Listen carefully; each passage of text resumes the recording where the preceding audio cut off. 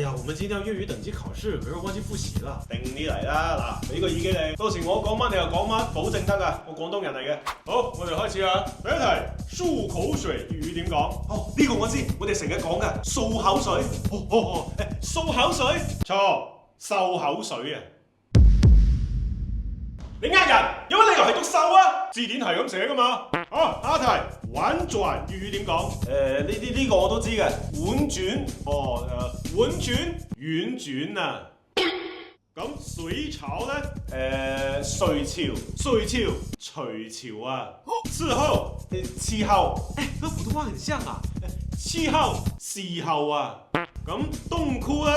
凍菇，凍菇，凍忽啊。咁憔悴咧？憔悴，憔水啊。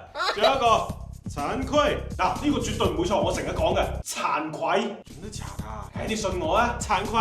嗱呢個差唔多啦。嗱，不過都係錯，慚愧啊，埋口噶。